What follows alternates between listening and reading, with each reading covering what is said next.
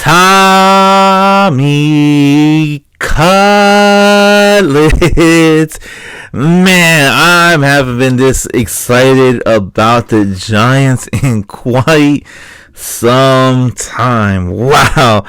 Oh, man. I grew up, you guys already know I grew up as a Giants fan. I was the only one in my family that, rooted for the Giants. And, man, last night, I think Monday Night Football was the perfect setup, all right, to have Thomas N, which I still don't know what the N stands for, DeVito. I'm assuming it's Nico. I could see them going the Italian route, going Thomas, Nico, DeVito. All right, I could see them going for that. But anyways, Tommy DeVito, Tommy Cutlets, Tommy Chicken Cutlets, whatever you want to call him. All right, I like the name Tommy Parmesan. All right, he did it. All right. What's it called?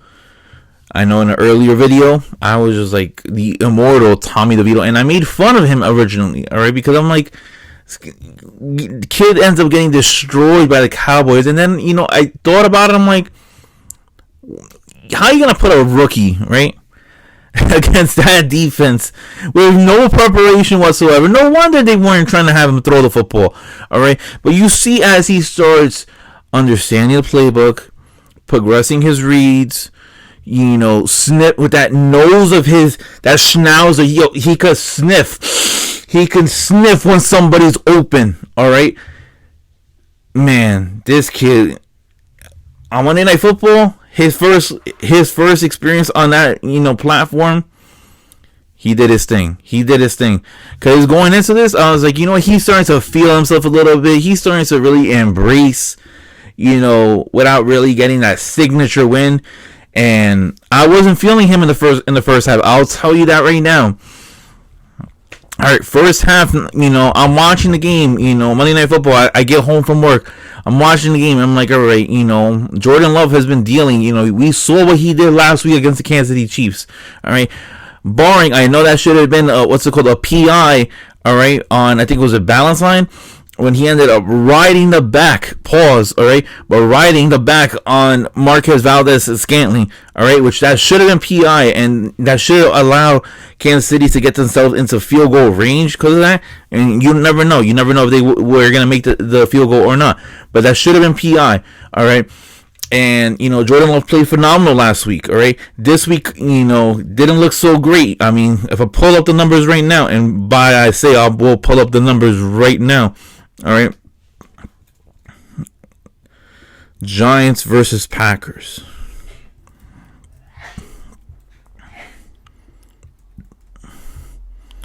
All right.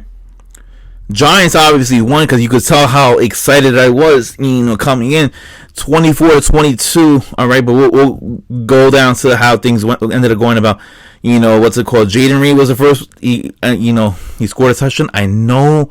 I should have picked them. One of my boys told me put Jaden Reed anytime touchdown plus 210. All right, and man, yeah, he ended up getting a touchdown. But first quarter 7-0. It looked like Tommy was just trying to get himself into a groove.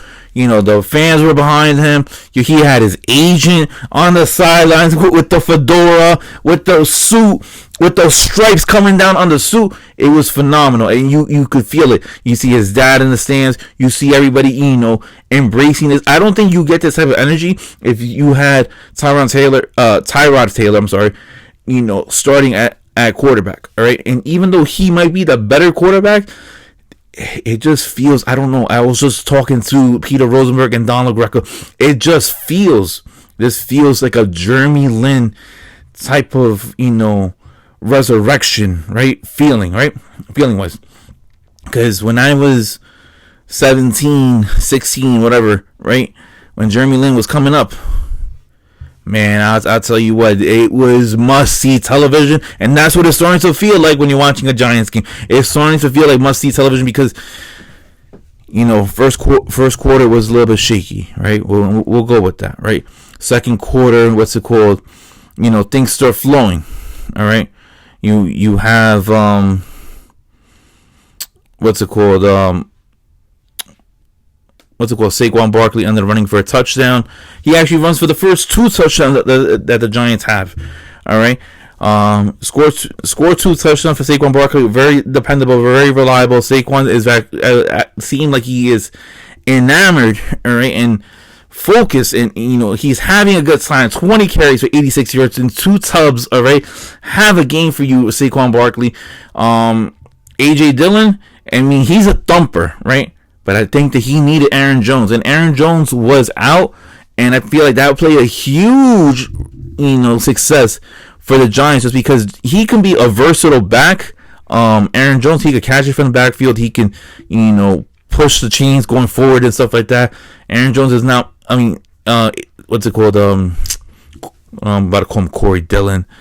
AJ Dillon, right? He's a thumper. AJ Dillon's a thumper. Aaron Jones, he's a two-way type of a back, right? He could be a thumper and he can catch the football, going up and down the field. I felt like that was a big, that helped out the Giants a lot. And I'll be honest with you guys, Aaron Jones, him not being out there, him not being healthy, that kind of helped us out a lot. And, I'm grateful for that. Jordan Love didn't have a really good game in my opinion. Nothing compared to what he had last week. 25 for 39, 218 yards, 1 touchdown, all right, 1 interception. His lone touchdown was what's it called, to Malik Heath, which in real time it didn't look like when he threw that touchdown pass to Malik Heath, it didn't look like Malik Heath ended up crossing the plane, but it was a really good catch. I mean, he put it in the area where only Malik Heath can really catch the football. Look, I love it. I love the artillery that the Packers have at their disposal. I feel like you have Christian Watson, you have Romeo Doubs, you have Malik Heath, you have a lot of different young wide receivers. None of them are the the standout solid number 1 wide receiver, and it makes it very difficult to defend Green Bay because Jordan Love could just pinpoint who he wants to throw to. He doesn't have to designate a lot of his times to one specific receiver, and that's what makes the team very dangerous, and that's what I feared coming in. But Tommy DeVito, right, one in doubt, we stand with that man, because Saquon scored the first 2 touchdowns, all right, but he was cooking with the arm, and he was also cooking with the legs. He almost had a touchdown himself, right? And that second touchdown that Saquon scored, it led by a 26-yard run by Tommy DeVito. He takes off, bulldozes his way. He runs into Wan'Dale Robinson, and man, that would have been great. The crowd would have been erupting. But it was great that you had Saquon running in for a touchdown. There was one point in, I believe it was the ending of the first half, where the Giants had the opportunity to punt the ball or go for the 4th down conversion, right? In my head, I'm like, I'm trying to think like, what should you guys do? Because analytics say anything below 3 yards you start going for it, right? But me personally, I'm one of those people that I don't like to risk it unless it's necessary, especially that early in the game. I was cool with Brian Daboll saying, let's punt it. But he called a timeout. He listened to the fans. He went for, a tall sweep to Saquon Barkley. Barkley ended up getting stuffed, and wasn't the right call. That was one thing that really stand out with me, was just like, Daboll, next time, just don't listen to the fans.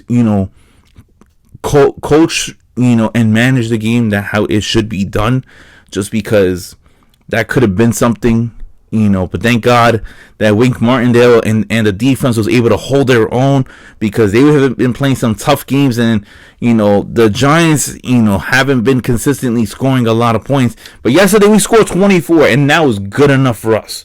All right. In the 4th quarter we got cooking. We had the touchdown pass from Tommy DeVito to Isaiah Hodgins, and man, that was a great touchdown pass, and he was flinging it. And then there was the fumble at one point in the fourth quarter where Saquon loses his balance. Nobody touches him. He falls down. The ball pops out.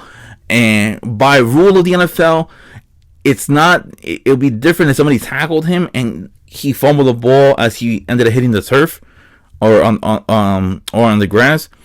But because he lost control on his own, fell, and the ball popped out, by rule, it was a fumble. They ended up taking it back all the way down to, I think, like the 30. Thank God that the defense held their own once again, allowing it to only be, I believe it was a field goal only, right? If I'm not mistaken. No, I'm sorry. That's what led to the Malik Heath touchdown, right? But sure enough, down. What's it called? Down by 1 because they tried going for the 2-point conversion and they got stuffed, right? Down by 1 with like a minute 22 left. Here comes Tommy DeVito, and I said it on to Don LeGreca and Peter Rosenberg. What I look for in the young quarterback: how does a team gravitate towards you? How is your transition from college to the NFL? Because it's a lot quicker of a game. You have to be making a lot of split-second decisions and making sure that your decisions are the correct ones, right? Because you're not going to have all that time in the world like you have in college. And then 3, can you handle the pressure? Are you good enough when the lights are bright and it's clutch time, all right? Tom Brady has done it consistently, all right? And what I saw, I'm not saying that Tommy DeVito was Tom Brady, but what I saw, he savored the moment. He enjoyed that moment. He ended up marching down that field, and he was making some really good throws that you wouldn't see from a rookie, that confident, right? And he threw some really good passes that led him and the Giants down to the field goal, to Reggie Bullock's, hot zone area where he can comfortably hit a field goal. And then sure enough, as time expired, Reggie Bullock ended up hitting a field goal, leading the Giants to victory, 24-22. Tommy DeVito is on a 3-game winning streak. All of MetLife, all of Jersey, doing this. And I think we're going to have a tradition in this household whenever the Giants do win. I love me some chicken cutlets, all right? Or we could do some chicken parmesan, chicken parm night. The Giants have something going. They have something going right now, and I just love it. All right, like I said before, I was at one point, in favor of tanking. Felt like the Giants didn't know how to tank properly when they ended up winning, and I just see a momentum, brewing and building, and I just feel like could be, even if we don't make the playoffs, I just feel that this is something that can go and seep into next season. And then the good thing about it is that you have Daniel Jones, who is on the contract. You could trade him to a team that actually needs a quarterback, get something back for it. You could use the draft to build and have, build around Tommy DeVito if you want him to be your future, or draft another quarterback. And with the way that Brian Daboll is, he looks like a genius developing quarterbacks. And he looks like he is a fan of Tommy DeVito because he was celebrating with Tommy DeVito after the game was over. He never does something like that with Daniel Jones. So that should say something right there. But yeah, guys, this is something very exciting. Next week, the Giants play the Saints. I'm going all in. The Giants are gonna beat the Saints. Cannot wait. Man, December football is just glorious. Until then, guys, I am Flau Rihanna, and I'll see you guys next time. Peace.